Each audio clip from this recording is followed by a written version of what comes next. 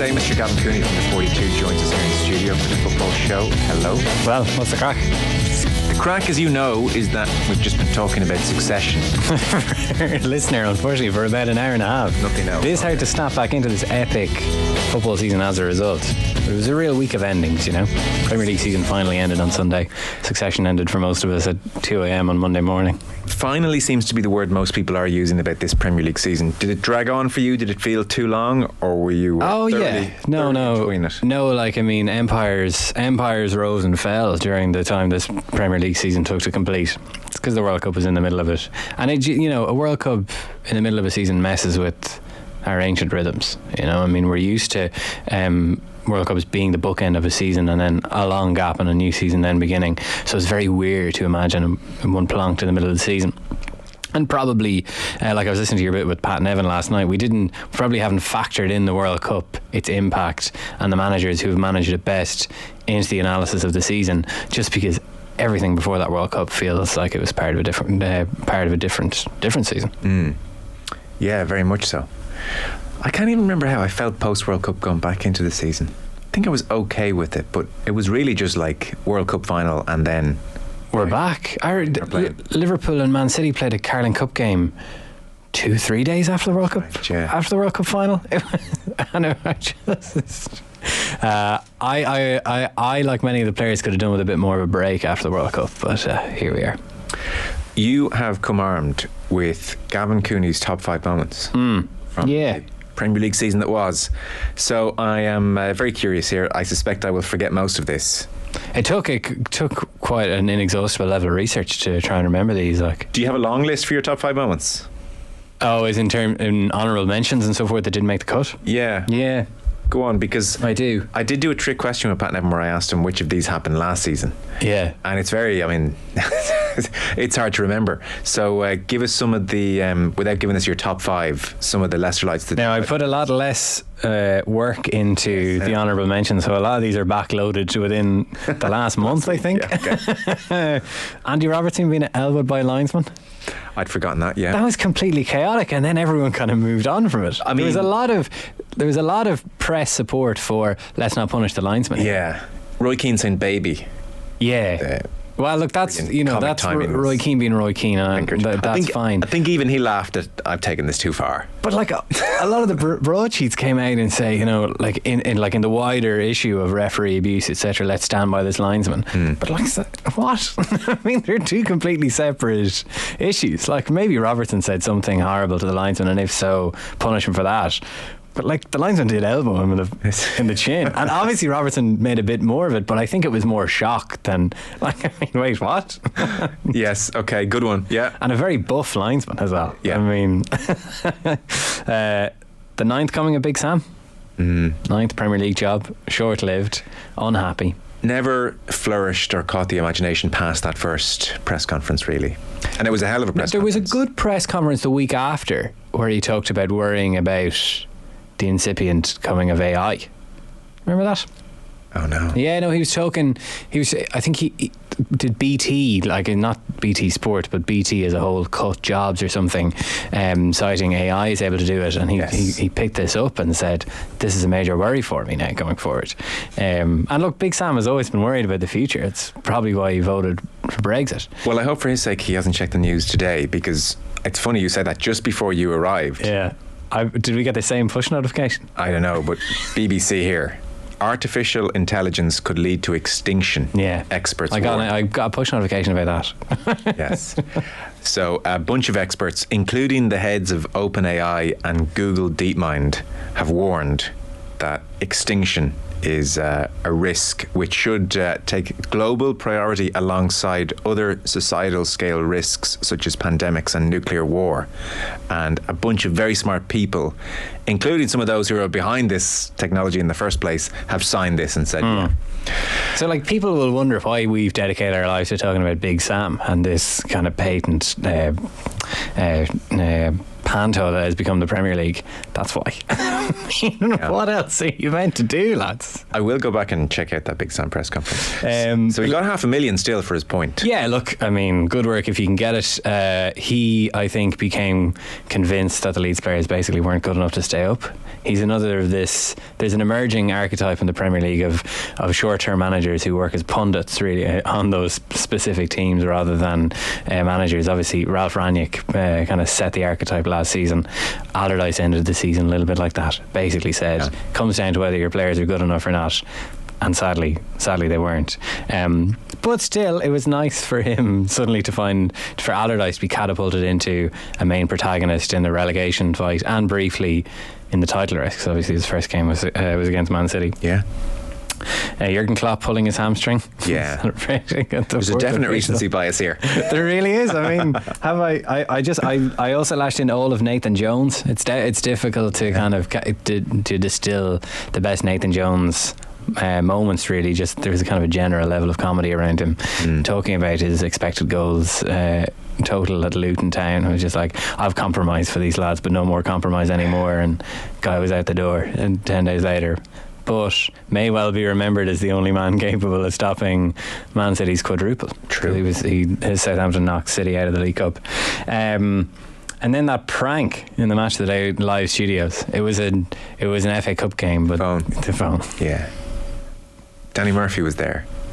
I can't remember the pundits there. Obviously, Lineker was there. Handled it with quite a lot of grace, I have to say. I remember listening to Danny Murphy on TalkSport the next morning, just recounting the sheer confusion in the studio for obvious reasons. And are you watching that and are you putting yourself in Lineker's chair wondering, if that happened on Virgin Media Six Nations coverage, how would I deal with it? No, but it's an interesting discussion to have, I suppose. It's probably something I should visualise and prepare for. If there's any mischievous researchers at Virgin Media who'll be on set listening to this. So give us your top five then. Where are we starting? Because this has just been such a long season. Well, the Tuchel Conte handshake was allegedly part of this season. Yeah. That one of all of them really feels of another era. Oh, it does. Yeah. Now, that's partly because of what Spurs and Chelsea did to themselves subsequent. That was the 14th of August. Yeah. It was such a good game. You forget this. Like, I love this because it kind of sums up, well, why I am so addicted to the Premier League and so addicted to kind of talking about and listening to the various managers, because you know, like these are like elite level managers, like the elite at their profession. Yeah. You know, these brilliant, genius tactical minds, incredibly demanding personality, and they're while also being capable of acting as the biggest babies you'll ever meet. Because if you remember this game, it was one of those great games where you can see kind of the managerial tactical switches in game. You know, like Chelsea started with this back three with Ruben Loftus-Cheek out on the right, and he was kind of exposing the back three that Spurs had. So then Conte switched to a back four, and then that got them back in the game, and then Tuchel was like, well, I'll go to a back four, and then that got them ahead, and then ultimately Spurs were very lucky to draw the game. So you've got this, you know, high sophisticated art happening on the field, and then it ends with you know, Punch and Judy show on the sideline. So it was hilarious. I mean, it's just legitimately hilarious, and I know there's a couple of people will arch their eyebrow and just like, you know, it's not what you want to see, lads. I mean, it is exactly what you want to see. I did have to glance back. Tuchel was adjudged to have been largely culpable, was the phrase, largely culpable. So he was fined 35 grand and given a 1-game touchline ban. Conte was fined 15 grand but no ban. So it was, to jog people's memory, a case of handshake and then Tuchel hangs on and Conte goes off. But he does a great look me in the eyes. Okay. Isn't it Tuchel to Conte does you have to look me in the eyes when you shake my hand? So he had been disrespected. Apparently so. Okay. Again, big babies. Like. Yeah. It's why we love it. And then it feels of a forgotten age because, well, Chelsea. Well, I suppose Conte took Spurs down from the inside. Really, I mean, how he acted in the last couple of months was unbelievable. And obviously gave that parting press conference where he kind of weaponised the memes against them, turned the memes against them, where he, you know, talked about, echoed the Giorgio Chiellini, this is the history of the Tottenham. I think it's the story of Tottenham. We have the clip actually, so here is Antonio Conte. This is his exit interview from Spurs. Another alibi. You try to find alibi or an excuse for the players. Okay, continue to do this. To find excuse for the players. You do only this. Excuse for the players. Yeah, but the players maybe my future, and then okay, they lost confidence, they lost spirit, they lost to be a team. Excuse. Try to protect every time, and this situation. Come on. We are professional. We paid. The club paid us a lot of money. The players receive money. Me receive money. You understand? Not to find excuse and don't have spirit or don't show the sense of belongings or don't show sense of responsibility, because we are showing this, and for me this is unacceptable for me, because this is the first time in my career to see a situation like this. And until now I wasn't able to change. Not to change, but compare last season, the situation went to become worst. Why, Antonio? Why do you think it is like this? Why? I don't know, because they are used here. They're used here. Don't play for something important. Yeah. And they don't play. They don't want to play under pressure. They don't want to play under stress. Yeah, it's easy in this way. And Tottenham's story is this: 20 years that there is the owner and never won something. But why? It's that pah. It's just the contempt in it. It's more powerful and less hilarious, actually, than I would have remembered it.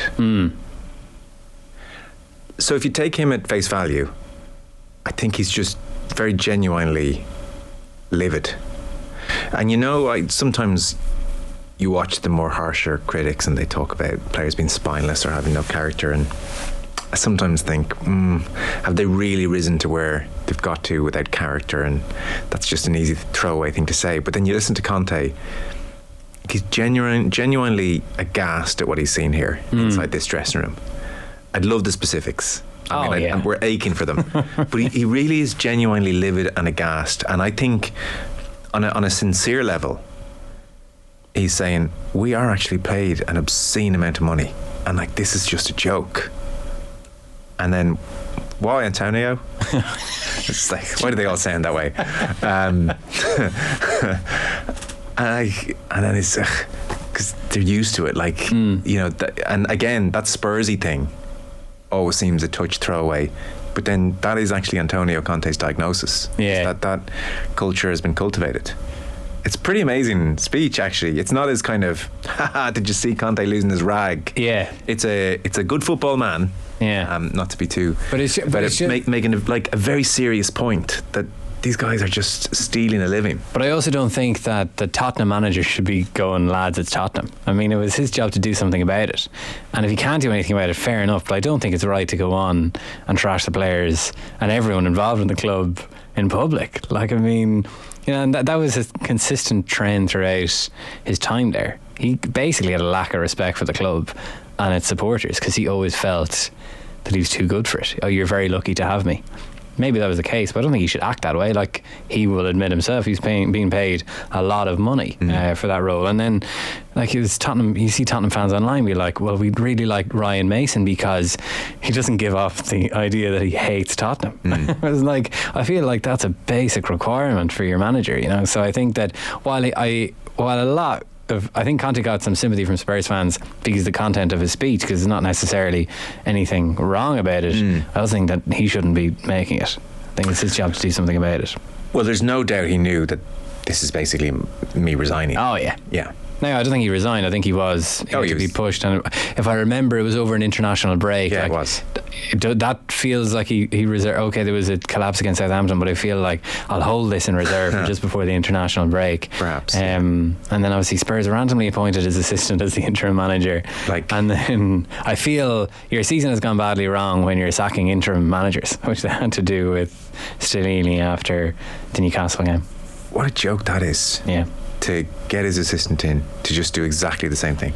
Just complete lack of and look, there's other things going on at Spurs. There was a whole Fabio Paratici being banned by FIFA for over the Juventus thing, but like little things like Spurs put out this video of Paratici looking ahead to the summer and next season and talking about the season that was, recorded in a video that had about the same budget as a bag of cans. Like, it was literally darkened room, phone up, you're seeing most of his neck, and that came out about 6 hours before he was banned from football worldwide and had to leave his job. So obviously there's the lack of direction there was seen in Stellini taking the job. There's a general lack of direction because your managing director is gone as well, or your sporting director is gone as well in Prodigy. But just, Spurs in a very dumb Premier League season, like so many clubs just, maybe it was the World Cup made it too long for them, but they just couldn't keep their decision making inside the guardrails. And who's most likely next man in? Don't know. There seems to be stuff today about Luis Enrique. Perhaps Luis Enrique was linked with the Napoli job because Spalletti is leaving Napoli, which is kind of sad, really. So maybe him.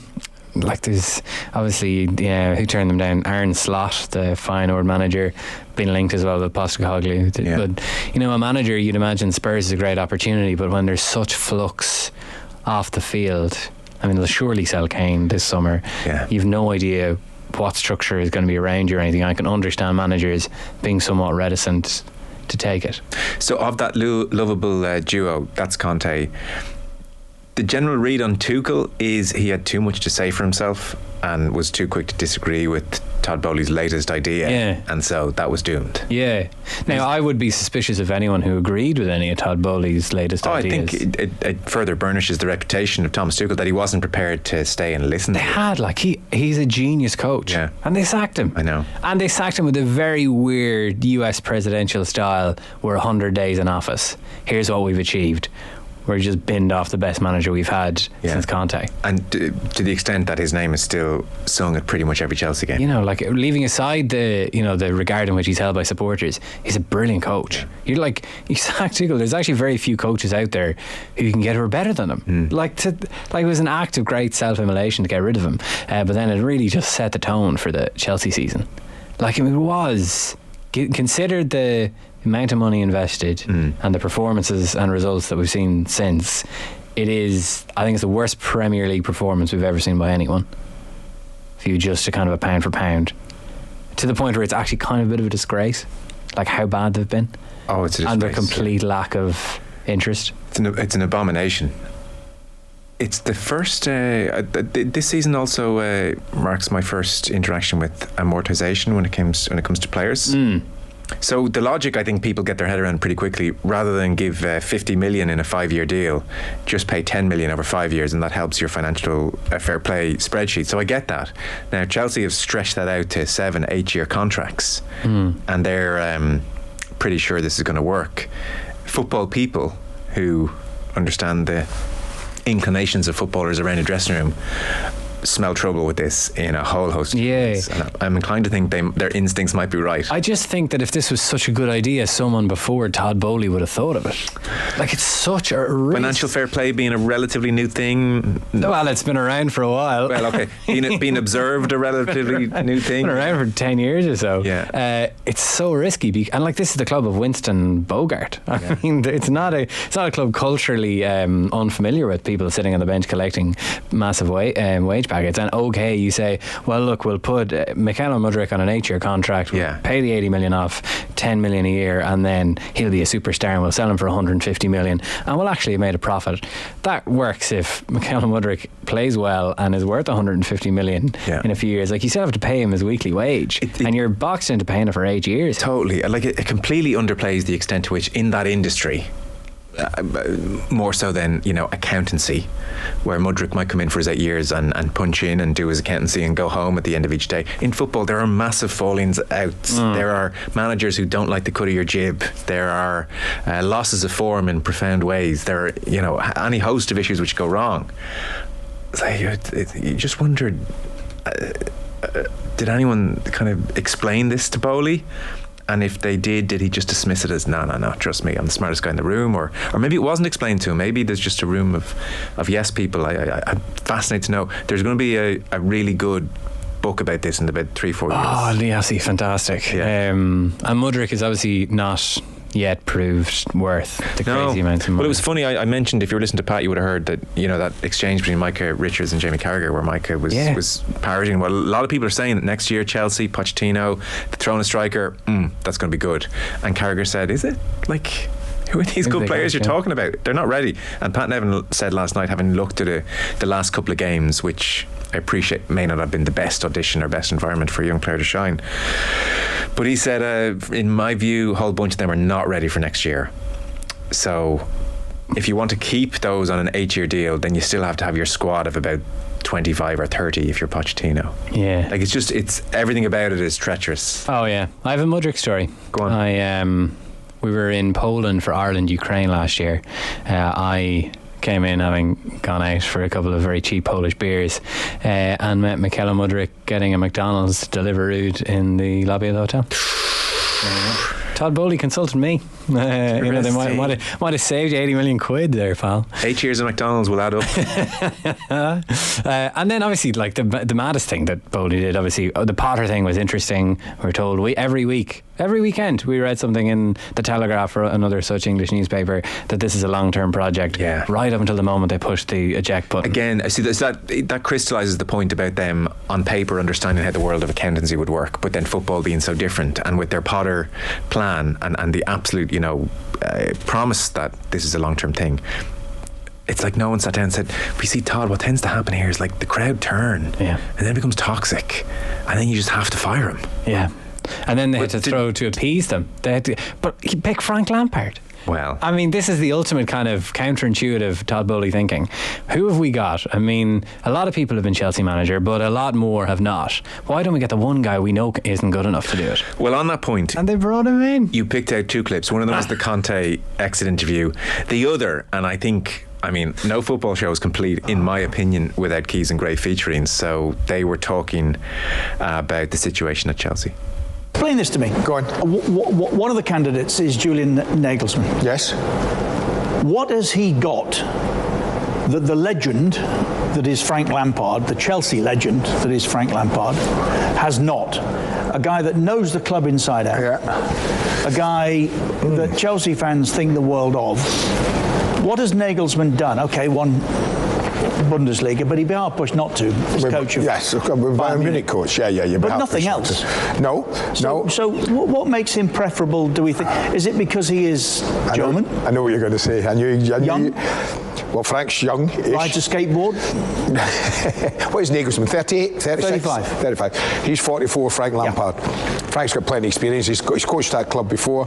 What Nagelsmann makes him better? I don't know. They have a fixation. Modern day coaches and what modern day owners of English Premier League clubs have a fixation with a foreign name, a foreign coach, that they would be better. They're better equipped. They'll bring a brand of football that we can't produce by having British coaches, which is a nonsense, as we know. Of course it's a nonsense. But there can be no other reason then that Nagelsmann should be rated higher than Frank. Yes, he's won a Bundesliga title, but you're right. You'd be hard pushed not to be Bayern Munich. I will wager you any money that if Frank Lampard was the Bayern Munich manager next year, Bayern would not win the Bundesliga. Even if they go ahead and sign former Chelsea lion Declan Rice, I'm convinced that it wouldn't happen. He's just a bloody good broadcaster, though. Oh, Keezy, yeah. Well, I was hoping you were going to say Lampard, because I feel like maybe that's the career that has to be ahead of him. Well, yeah, I wonder. I suspect he will go back into a TV studio until he gets his next job of interest and may just find himself. Lampard did say after a recent Chelsea game that he's going to have to pick his next job carefully. Just like, kidding. I mean, 5 points. I hate to be the bearer of bad news. We've talked for far too long, considering we've just done one of your top 5 there. Oh, right. So I'm going to take a very short break, and then we're going to blitz through your other top 4 moments from the Premier League season that was. The Football Show is, of course, brought to you by Sky, proud partner and supporter of the Republic of Ireland women's national football team. Back in 1 sec. Football on Off the Ball. With Sky, proud partner and supporter of the Republic of Ireland women's national football team. This is News Talk.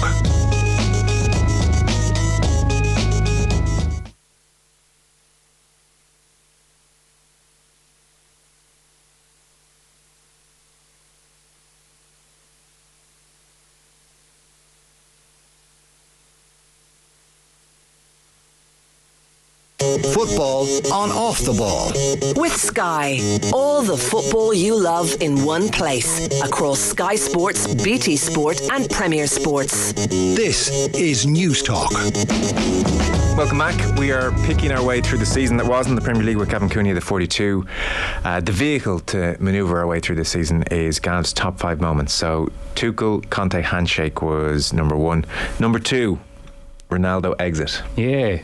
Graceless, and obviously another thing you kind of do a double take when you're reminded that it's this season. Like, Ronaldo has scored Premier League goals in this season. Yeah. But it's just, all the kind of best managers are really defined by who they get rid of, first of all. Obviously Ferguson, with the certain element of the dressing room at United when he first arrived, Guardiola getting rid of Joe Hart, say, like, that's what they're always defined by.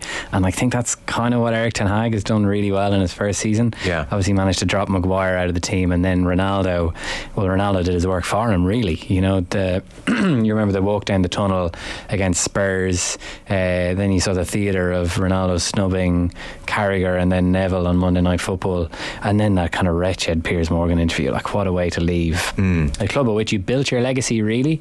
Ronaldo kind of built his legacy United and then burnished at Real Madrid, so to then torch it on his way out in a kind of a terribly sycophantic interview not being probably the right word for it, a sycophantic broadcast, and then just like really lame digs at people, like talking about how he's better looking than Wayne Rooney. Like how is he reduced to this? Not to be too sympathetic towards him, to say the very least, because he was just in so much pain at the dying of the light. He just can't handle it. Yeah, and that is fair, I suppose. Like, and he's continuing to continue to labour under this misapprehension that he's still good enough for the elite level, and like that is doubtless very difficult to take, but it was a pretty graceless way to take it. So he left United in a kind of awful scenario, really, to be honest. It's kind of a sad way to leave, and then a pretty sad way to leave the World Cup as well, so if I can posit the theory that Ten Hag decided pretty early on that season, this guy doesn't make sense for me, I don't want him. Yeah, he played it beautifully. Incredibly. Because like, even we were debating Ronaldo, I remember, ad nauseum at the start of the season, and there was a huge group of people, I was very much included, saying this guy doesn't fit into a system. He may well score some goals. Manchester United would not score more goals. Like, whoever plays up front is going to score goals. This is bad on 20 different levels. And to be fair, like, Roy Keane chief amongst them, and others were saying, sorry, he's their best player, you play him, he does the hardest thing in football. Souness was in that camp too. And as were like a colossal number of Manchester United fans who have a lot more history with Ronaldo, and you have Ten Hag who's getting whacked by Brentford early out the gate, who has to really pick his battles in that crazy period. But once it started to hit that point where he's starting to leave him on the bench, and then he's starting to act up, played with aplomb. Nobody I felt was saying, oh well, he was chased out of the club in a vicious manner, ill-befitting of his legendary status. Like, not to bring it back to Succession or whatever, but he was. It did feel like he took a deep breath and played it very nicely, but made damn sure to get him out as well. Yeah, just tell Ronaldo that we're all interchangeable modular parts at the end of it all. Yes. Ten Hag got 2 gifts. One of them was a dubious one, but was a gift in the long term. Was it 4-0 against Brentford by half time in the game? I think Maguire and Ronaldo both played in that game. Yeah. And then Ronaldo walking down the tunnel at Spurs. It's just like a PR catastrophe for Ronaldo. And the thing about that Spurs game is United won it. Yeah. So like, Ronaldo then put out a statement saying, guys, I know it's a tough time for us, but like, we'll be together again soon, and keep the heads up. What's he doing? Like, maybe I'm ascribing too much Machiavellian PR to Ronaldo. Maybe it was just, I can't deal with this. How am I going to lash out here? This is how I'm going to do it. I think he sincerely felt that his upset was outweighing the fact that United had put in one of their most encouraging performances of the season. Yeah, that was the fans were more upset about the Ronaldo situation. Like, hang in there, guys, it's going to be okay. They're all singing, we're in great shape here. Yeah. That's what was so comical about that. And as for the Piers Morgan thing, I can't believe that happened. Did you ever watch the full thing? No, I couldn't bring myself to watch it. Started it, man. Another one of those things where so much was drip and leaked out and ahead of time, and you got the main talking points. I was just like, do I really need to watch this? I mean, did Morgan praise a 6-pack at one point? As is always the case with these things, Ronaldo's 6-pack, not his own. Yeah, in real time, watching the full thing, it wasn't as horrific as the clips would show in isolation.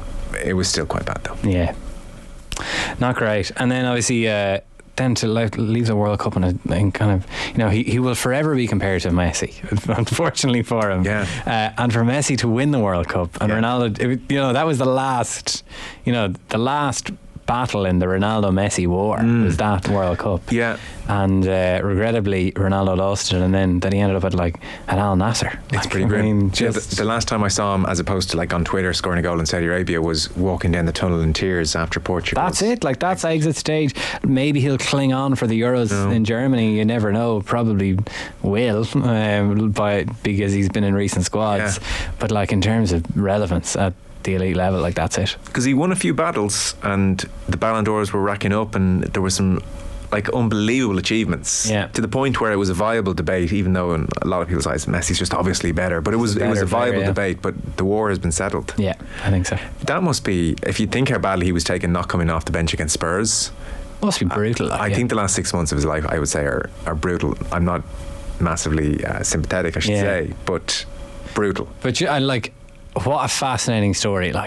He's just walled in by what made him brilliant is now kind of torturing him. And playing for Al Nassr, I mean, again, there was a strap off.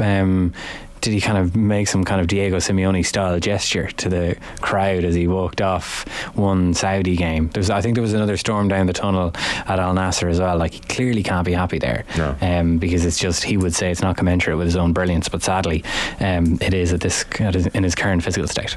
That is number 2. You picked out, again, of this season, the match of the day protest. It was crazy.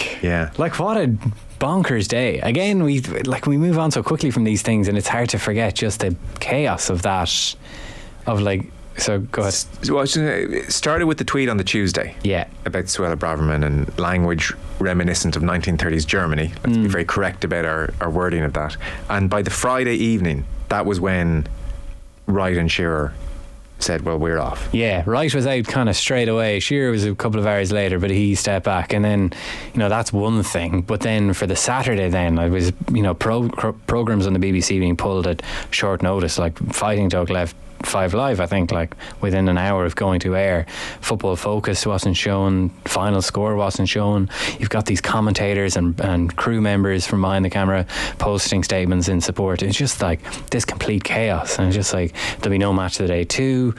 Just absolute madness. And ultimately, I'm sure everyone remembers what went to air. I'd say it was the most watched edition of the show of the season. It wasn't even called Match of the Day. No theme music. Just this 20 minutes highlights package with no commentary, no interviews, no context or anything. Even Wout Face got sent off for picking up 2 yellows for Leicester.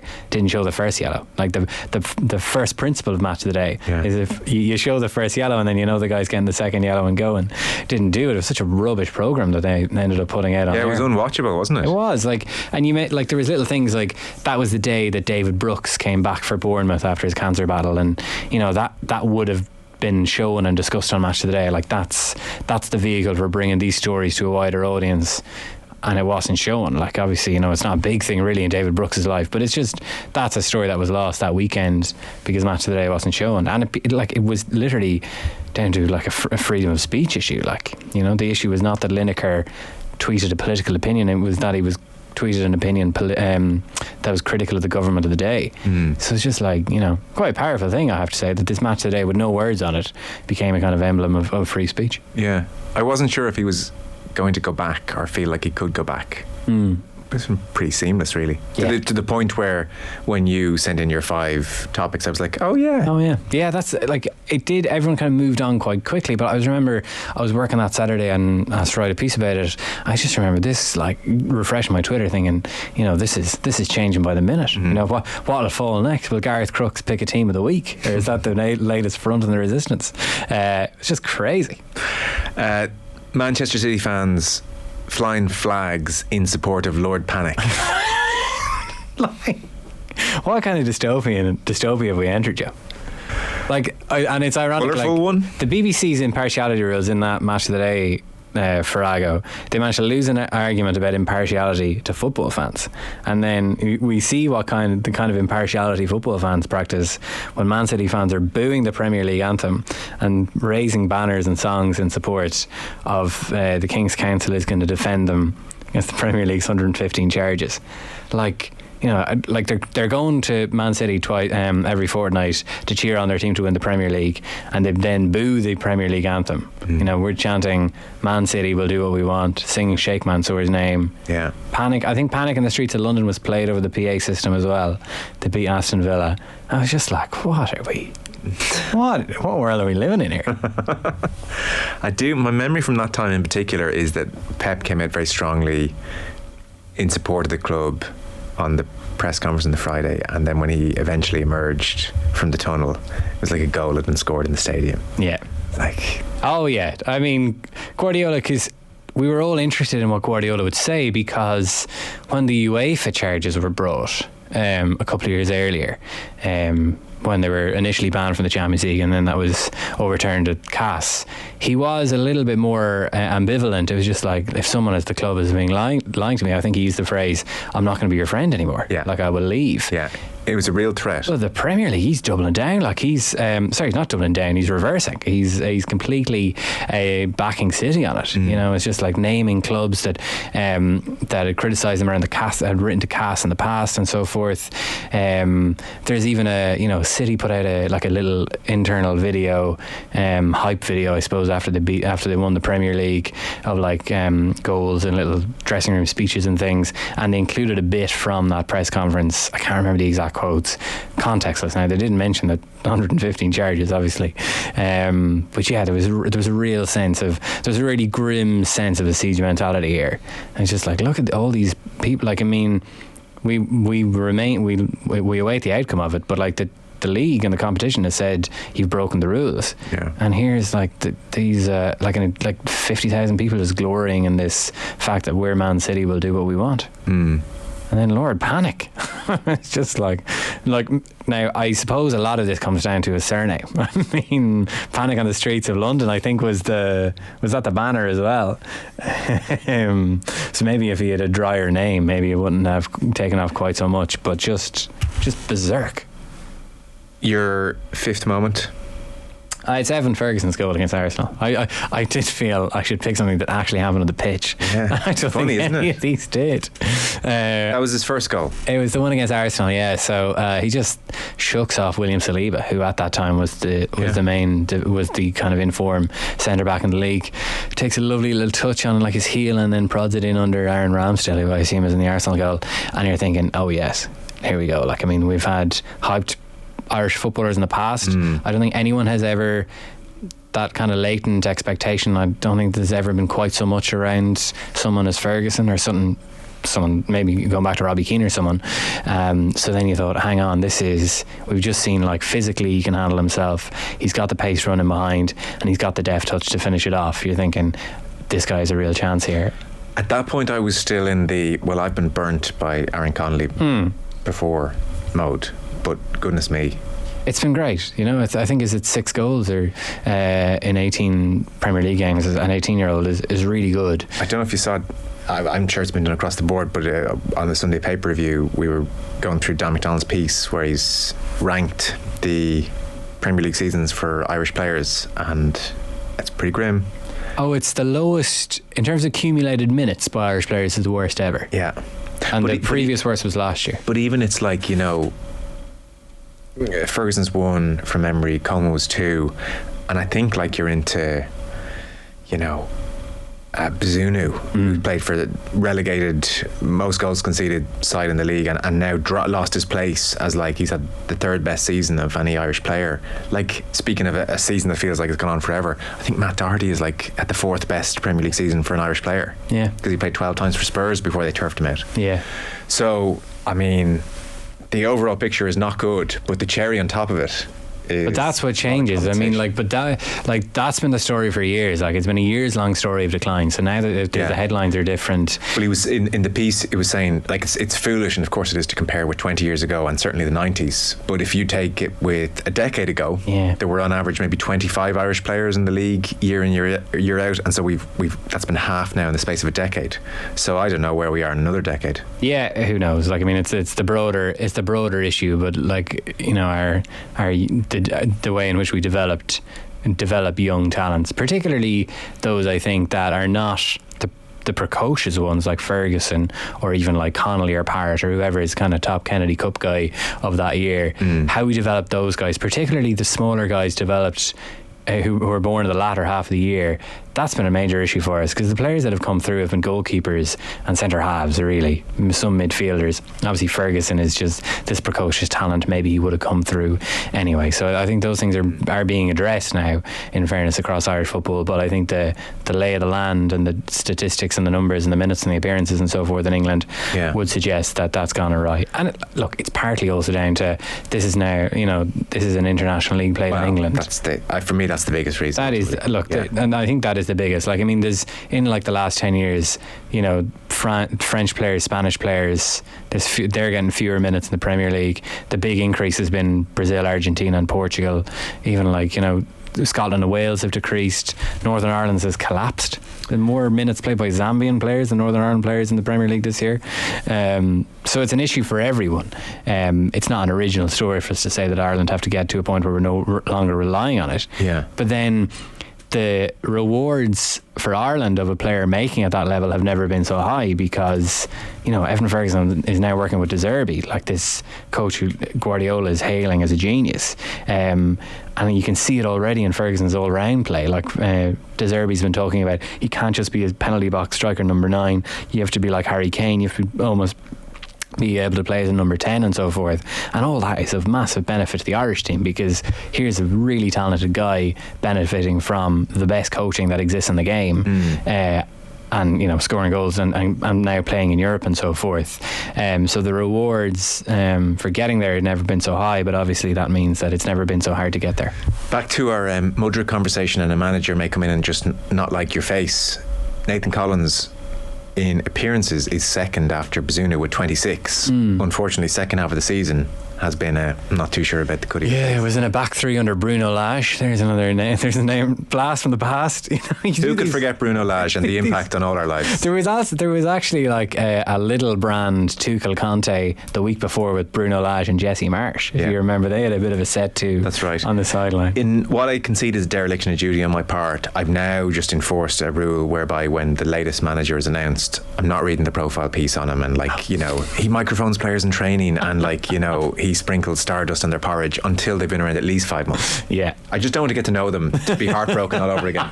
So with Bruno Lage, I never really got to know him, I have to say. No. Julian Lopetegui, obviously we do know from the incredible drama around the World Cup where he was Spain manager, then agreed to be Real Madrid manager, and then was binned off.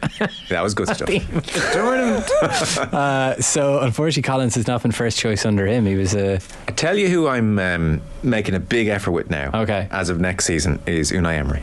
He warrants it. So here's some stats which are kind of mind-blowing, really. So Aston Villa under Gerrard, 9 points in 11 games. 9 points in 11, not good. They were basically just above relegation zone in goal difference.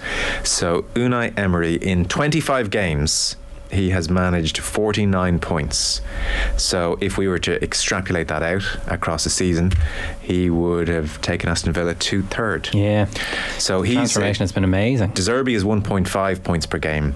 Emery is 1.96 points per game. Like, so there's Emery a redemption story. He's a brilliant manager. Like, he had Villarreal in the Champions League semi-finals last season. That's only just over a year ago. Like, we talk about, you know, we're reviewing the season in our short memories and attention spans. That was only quite recent, and, you know, I think there are extenuating circumstances behind why he didn't fulfill his potential at Arsenal. But for Villa, no disrespect to producer Mick, to get, you know, Emery is quite remarkable, and goes back to that earlier comment about the Premier League is the place to be now. You know, the top managers from around are there. So it's very exciting. They have some very good players, Villa. Like, I mean, Ollie Watkins is, like, I mean, if he was Irish, would be pretty pretty excited about him. Like he's brilliant. So they've got some very good players. So he's been brilliant. In broad strokes, as is ever the case, I suppose, well, I don't know, I was going to say lately, but maybe forever, in our lifetimes watching football, it was a season that was just rich in nonsense, as we've talked through over the last hour or so. On the footballing front, because I do remember your tweet got a lot of attention when I think you were bemoaning Martin Tyler, talking about how much depth there is in the league as Man City are cruising to their fifth in 6 years and no sign of it abating. And a lot of people agreed with that. I understand Tyler's point, there's just good teams throughout the league now, and the technical brilliance on show week in week out from all teams is kind of as good as it's ever been. So there is a certain depth there, but in broad terms, the league has to be a touch careful here that City don't win the next 5 and 6, or it could just become a touch Yeah, oh no, totally. They've already won, 5 and 6. That you don't want to turn it into a kind of France, the processions we see in France and Germany, really, which is at risk. Now, the only thing that might stop that is the fact that Newcastle United now have a limitless supply of funds through Saudi Arabia. I'm optimistic it won't happen. There are just too many rich, good teams. You can only field 11 players. I did say to Pat that City only 2 of their players started more than 28 Premier League games outfield, so that is the benefit of the richness. They can endure a 38 game league and everything that comes at them, but at a certain point you can only have so many players in your squad, as Chelsea would attest, and Newcastle, Liverpool, United, Chelsea and whoever else you want to throw in there, Arsenal, are all rich enough to have really, really good 25-man squads, so and managers to boot. I'd be amazed if they do 5 and 6 again. I just think United can't be as bad again for such a sustained period. Chelsea will come and go maybe. Newcastle, as you mentioned, Arsenal back in a good place. Who knows, obviously, but for as long as Guardiola is there, it's so hard to see them not. They're favourites, being the dominant team every season. You need something to do what Liverpool did, which was nuts and unsustainable, it turns out. And they're blowing up. They managed to finish 5th this season. Another minor miracle in and of itself. So you're kind of hoping one from the pack. Okay, it's you're challenging Lance Armstrong. Arsenal made the break a year too early. They needed to take another year and get a bit more depth in the squad for when Saliba, etc. got injured. Now, I didn't think they were capable of making the break that they did this season, in all fairness. I haven't been brave enough to look back at my pre-season predictions, but I didn't have Arsenal in the top 4. Where do you have them next year? It's hard to improve on what they've done, and then it's, Eddie Howe was saying it actually, and he's right, that it's actually the next stage of recruitment is harder because it's a case of diminishing returns, really. It's relatively easy to boost this team up to this level, but how do you add the right players to get them that next few percent? I don't know. Part of me thinks it'll be hard for Arsenal to, I can't remember, what was their 84 points? Is that what they got this season? I don't know. I don't know why. I think maybe it's just a kind of a fatalism that it's hard to pull these things off year on year. It is hard to see them stepping up again. I think the betting might have United and Liverpool ahead of them for next season. I just saw someone put that out on Twitter a couple of days ago, which is interesting. United are the interesting ones. I think that they've got a really good base there. If they get Kane, it's the difference maker. Honestly, I think they should. Roy Keane said it plainly on TV about 3 years ago, and instead United were looking to Rio Ferdinand for their sporting director advice. They should have gone to Keane. Just sign Harry Kane. Honestly, Kane's been linked now with Real Madrid, which would be a cool move for him, and it would be a great move for him. What's the Premier League record, though, I would think? Yeah, like the Madrid one, you win loads of trophies, and you kind of, if it means to be a legend, if it means something to be a hero at Spurs, that's the best way of preserving it. Rather than go to United. That's true. But I think Kane is just a guarantee. 30 goals this season in an absolute joke of a team. Again, I was listening to I picked team of seasons and didn't put Kane in, and I think probably wrong about that. It was when Pat said, well, I've got my 5 nailed on, and he said Kane. I was like, yeah, of course he is. Yeah, he's brilliant. Taken for granted. So if they add that and then the Liverpool thing, it'll be interesting to see if this is just a season off or whether they can go again. I don't know. Yeah. Thank you very much. Cheers. What a season. I mean, Not over yet. We've got an FA Cup final, by the way. I was still in my 20s when it started. Our football show coverage is brought to you by Sky, proud partner and supporter of the Republic of Ireland women's national football team. Gavin Cooney from the 42. Thank you very much.